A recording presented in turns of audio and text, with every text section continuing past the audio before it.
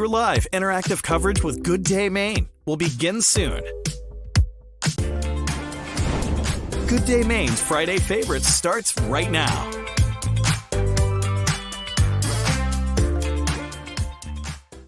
Good morning, everyone. That music always gets us in a good mood when it's on a Friday. It is. It's like a club song or something you hear in the bar or something. Psychedelic, a little finger snapping, toe tapping tune. I like it. Well, we're just happy that we're inside right now, Christian, because it is so brutal out there. That's what everyone has been talking about. Yeah, right? and Christian, here's the deal. When we were on the air at 4:30 this morning, what was it, like 29, 30 degrees, and within like an hour and a half, we were already, below zero with the wind chills. Crazy.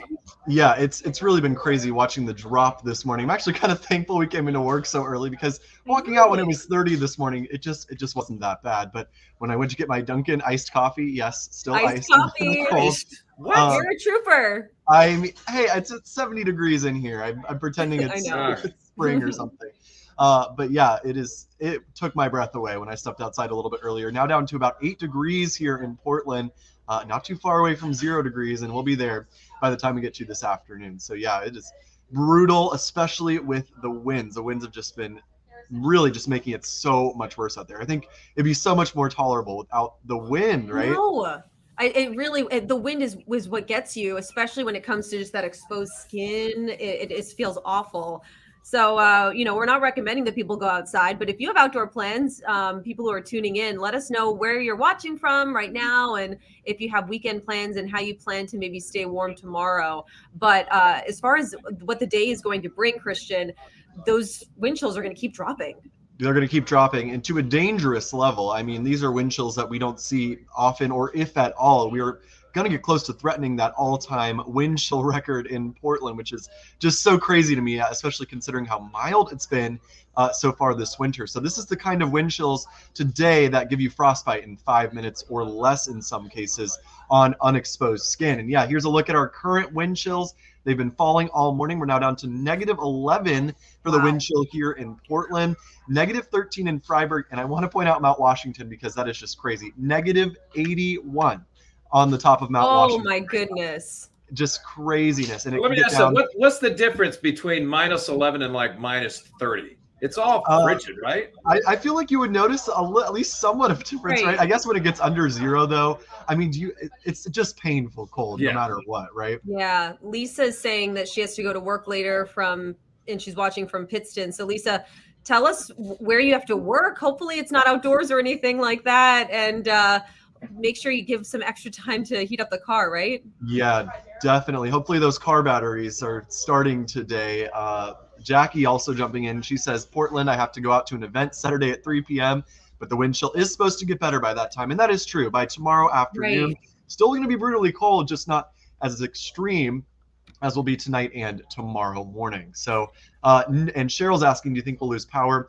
I don't think that power outages will be a big deal. There could be a scattered one or two. And of course, hopefully we keep those down to 0 because, I mean, I couldn't imagine being without power with these sort of cold temperatures. Oh my gosh.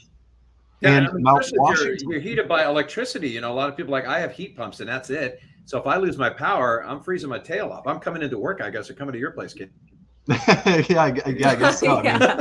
I mean, this here at work, it is always warm. That's for sure. And we've got generators here. So, I mean, even if we did lose power, it would be really warm. But I saw an interesting statistic just a few minutes ago on Twitter. Mount Washington has the potential to set the all-time record coldest temperature ever recorded in all of New England tonight. Isn't that crazy? Oh, New England. 50. Yeah, if they get to -50 tonight. What?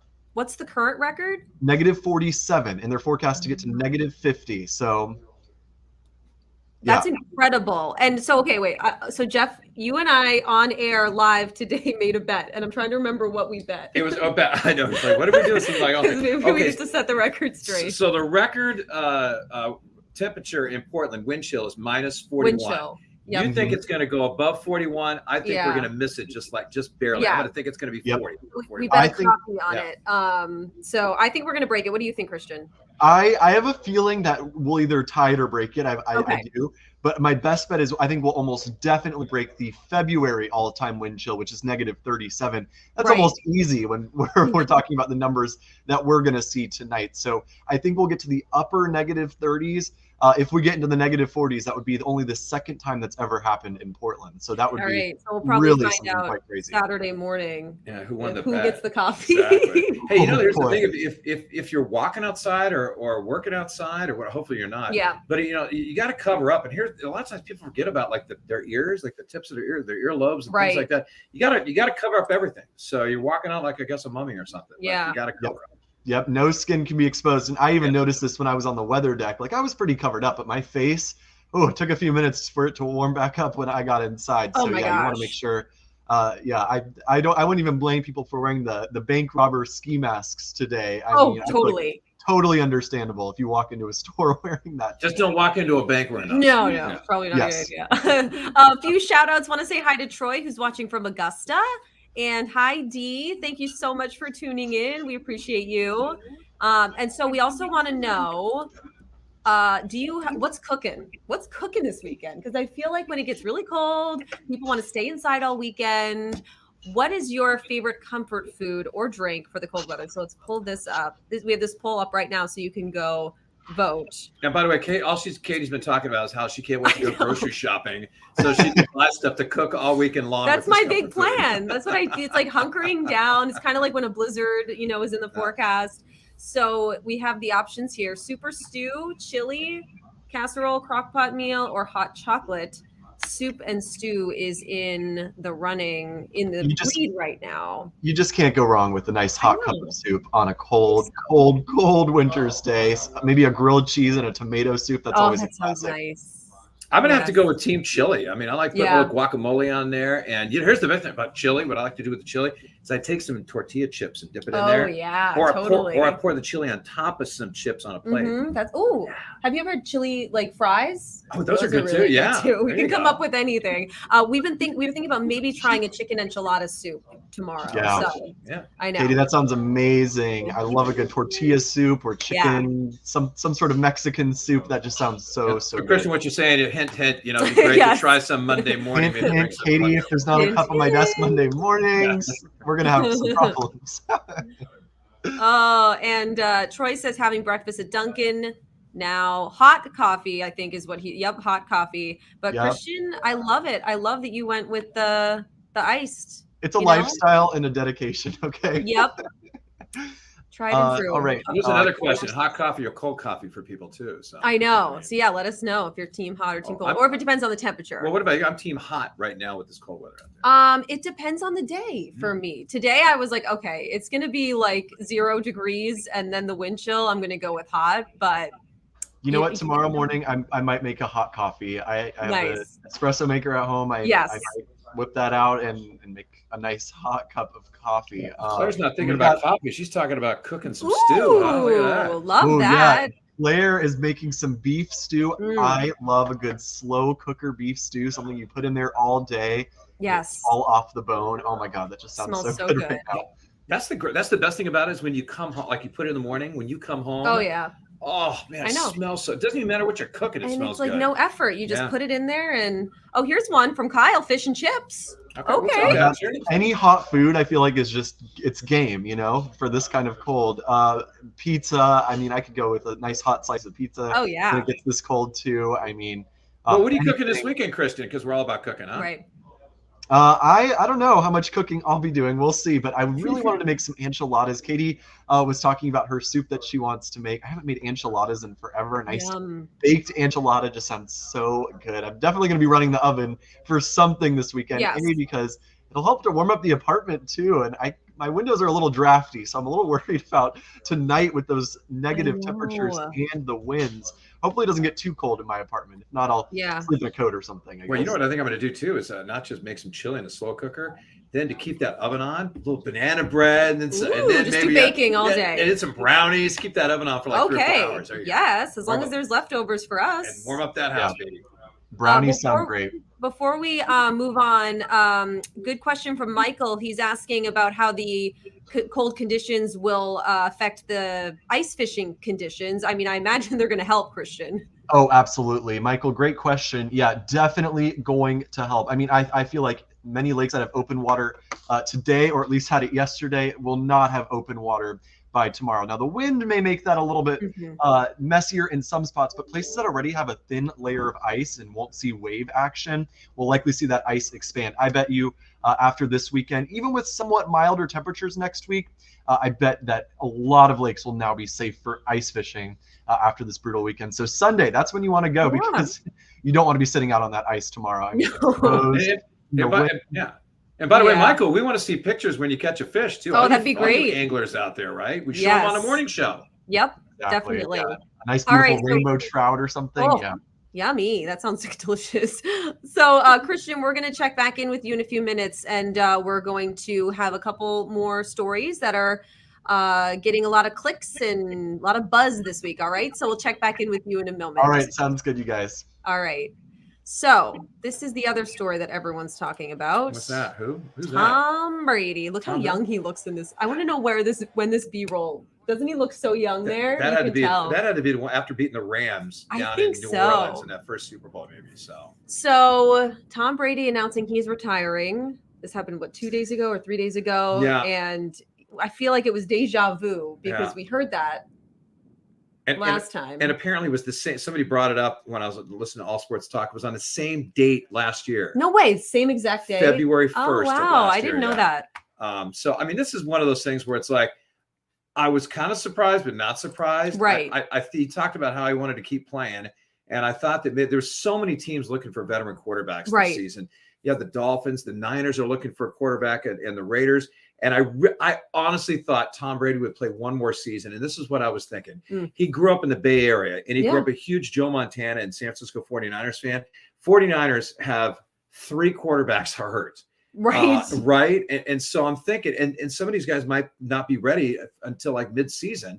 And so I'm thinking maybe Brady will go to his childhood favorite team as a kid and play one last season and try to win because the 49ers have all the pieces to win a Super Bowl. That you saw when they played Philly, they got blown out 31-7 because Purdy, their quarterback, got hurt. Right. I know they need him for sure. But now we're also hearing from Robert Kraft, the owner of the Patriots, saying he'll do anything to get Brady back. But do you really think that that's going to happen? No, or there's any chance? Here's what he's trying to do. It's not to play next season. It's to come back for one day, sign a one-day contract, have the news conference down at Gillette, and retire as a Patriot. Right. I think that's what he's talking about. That would be kind of fun. Yeah. As a Patriots fan, I think that would be really cool, but I don't think it's going to happen. Yeah. I don't know how much I know there's a little bit of bad blood between Belichick and of course Tom Brady, but Kraft and Brady, they talk about the love for each other, and I don't know. Well, hopefully it'll happen. Whether you're a Patriot fan or not, it's great to see these players that spent so many years with one franchise to come back, and again retire with that team. It's something that's special. And I think Brady, deep down inside, would like to do that. Yeah, that would be great. So yeah, let us know what your thoughts are. Oh, and 80 for Brady opens in theaters today. Right. Thanks, Joe, for the reminder. Yeah. That does look really cute. Have you seen the trailer? I did. Yeah. I was Sally Field, and I'm trying to remember who else is in it, but that looks really funny. All-star cast, and it does look funny. I saw the trailer. I'm just wondering if anybody's seen it because it actually opened up last night at some of the theaters. So if any of you guys have seen the movie, that was cute. Yeah, let us know what you think, because I'm thinking about going to watch that. But let me ask you this: you're a huge Patriot fan. For years. And what do you think was your favorite Tom Brady memory? I mean, is there one that stands out? Honestly, I don't know. I mean, I don't have one in particular that stands out. All of them. I mean, you? You only won 7 Super Bowls. Yeah, exactly. I got to tell you that. I mean, the comeback is what I would say, right? Yeah, I mean, the comeback 28-3 against the Atlanta Falcons. That would be it for me. Yeah, I got to say that the one that I'll remember is after the season when they won their first Super Bowl. When they just came out of nowhere, they had Drew Bledsoe as the quarterback. Mm-hmm. He got injured. All of a sudden, this guy named Tom Brady was the 4th string quarterback going to training camp that season, drafted in like this 97th round out of Michigan. And Tom who? Yeah. And all of a sudden, he gets thrown into the mix when Drew Bledsoe goes down. They get lucky by a late season Raider loss to be able to play at home against the Raiders. Mm-hmm. In Foxborough, the old stadium there with the bleachers, the last game they ever played there. And talk about the football gods being with them. Not only did they get to host the game, but then just the blizzard of epic proportion. And then the rule that comes out, the tuck. So they beat the Raiders. Then they go into Pittsburgh and play a Steelers team that they were supposed to lose to on the road. Then they go to the Super Bowl. Like, I think they were like 14.5-point underdogs. And they win that game in overtime. I just got to say that's probably my best Tom Yeah. Brady memories. That they could make a movie out of that season. I know, They you're really so could. right. I wasn't watching it that time, but I became a fan a little bit later There on. you go. Okay, so now we want to move on to more local sports because this is just incredible. Tell us about this. Well, look at the celebration going on. This is in Cumberland on the court because this is what happened. So it's a high school basketball game between Greeley and Freiburg Academy. It's the Rangers and the Raiders. And this game ends up, watch this play. It's 115 in the 8th overtime. And watch the buzzer shot right here. He puts it in. Look at the celebration. I love it. And they win this game. That's why they're celebrating right now. Look at the fans rushing the court like they just won March Madness, right? So this is a state record. They've never played a game that went 8 overtimes. And here's the funny thing about it. We're seeing the celebration after them winning it in 8 overtimes. Look how close it came to going 9 overtimes. I know. Right? Because they wanted the buzzer. Yeah. Oh, it's incredible. I mean, and just seeing the crowd go wild, all the players, storming the court. You don't see this really anywhere, especially in high school. And the thing is, even if neither of these teams made the playoffs, this is like almost, I don't want to say it's like winning a state championship, right. But it's felt close. That way. Yeah, pretty close. So that's really cool. That's filled with memories. That's something they will live forever. Hopefully somebody found some newspaper clippings to save and that people hang on to this video because again, an 8 overtime game is just incredible. And congratulations to both teams. Greeley won at 117-115. How about a combined total in a high school game? 232 points. I know. Wow. So crazy. And I'm so glad they got it on camera so we could see those moments. Very cool. So here's another story that is getting some buzz. I want to pull it up on our website. So this is just like a real talker. It's this bakery in Conway, New Hampshire. And so you can see this mural here with these donuts. And I think there's like the White Mountains in the background. So they put up this mural and then the town says this is actually against our code when it comes to signage. It was too big, right? Yes. So the signs are supposed to be 22 square feet and this mural is more than 90 square feet. So the bakery was saying it's a mural, but the town was saying, no, it's a sign. So a lot of people have been talking about this and it was also made by high schoolers. Yeah. So the owner of the bakery was like, come on, he doesn't want to get rid of this. It's a really nice mural or sign. The good news is there's an update on it and they're going to leave it alone for now. The town told the bakery that. At least leave it out. I know. Should they keep it up for, for the next year or two? I don't know. Maybe not if it's against the rules in the city. However, let's keep it up there at least throughout the school year, right? I know. Let the kids look at it. Let them enjoy it. I mean, I don't know if there were any other, complaints from other business owners or anything like that, but the town agreed in federal court this week that they would not enforce the ordinance for now. So we'll see what happens. But they took it up, through the courts because the bakery owner was like, I'm going to fight for this, which is, kind of interesting. And here's the funny part about a city bringing us up there. You know how much the city helped out business at this bakery? Yes. You know how many people are probably driving to Conway to go buy donuts just because of this story? Maybe from out of state, from Maine or Vermont or whoever to help these kids out. Maybe they're going to start delivering and start ordering by mail or something. Yeah, I definitely give them credit, for fighting for the artists behind it and all of that, and just fighting for his business too. Let's look at the donuts on it. Those look good. They look real, right? I want to eat that. They look really good. It's like a pomegranate. I want to eat that. Oh, I know. That reminds me of the Holy Donut pomegranate. So, okay, let's talk Netflix because I think we probably all have a Netflix account. Probably 95% of us have a Netflix, or we use someone else's Netflix account, right? So that's what this news is all about. The password and account sharing is coming to an end. So that's big. That's pretty big news. They're cracking down, and eventually you're going to have to get your own account. I think that my husband and I actually have our own account. It's the Amazon and the Hulu and the other ones that we share. I'm like, wait a minute, is this my Apple TV or is this my Prime or is this my Netflix or what? I don't know. I know. I can't even remember some of them. Yeah, that I do. So you can't look. They're losing out on money. I know their stock price has been going on. You can't blame Netflix I don't blame for wanting them. to cut down on this. I don't blame them, but it is kind of a bummer for some people. But they are making plans. They kind of alluded to this previously. Now they say they're actually going to roll out paid account sharing near the end of March 2023. But we don't have all the details. customers who are sharing Netflix accounts in different households will probably have to pay. So maybe you don't have to get your own account, but if you're going to share them, there's going to be some sort of fee involved if it's like on a different Wi-Fi or something like that. Yeah, they're going to try to crack down on that. And I mean, you can't play Netflix. And even if they do it like at a reduced amount, let's say it's one of your kids that's in college. I mean, come on, really? Right. You know, let them. Well, that, or charge them $5. That's a good point, though, because I get it if it's like, you know, your friend is borrowing your account, they should maybe they should pay. But if it's your son or daughter or someone, right, who's just in a different apartment or dorm, I don't think that they should have to. I don't know, because they're part of the family. It's kind of like a cell phone. You have the family account, right? So you get your son, your daughter, or whoever on it. Kind of the same thing with Netflix. Maybe they can have a family plan where instead of paying, I don't even know what it is, $14.99 or something. I forget. So then okay, you're going to pay $20 a month. Then your whole family can watch it, even if they're not at that certain address. So there's away at college or whatever. All right, final little share that we wanted to just show you is this amazing artist, watercolor artist in Falmouth. This is part of a segment that I've been doing for the past month or so called Maine Makers, highlighting products that are locally made and kind of finding out the stories behind them. And so what's really amazing is this woman, Allison Chavanel.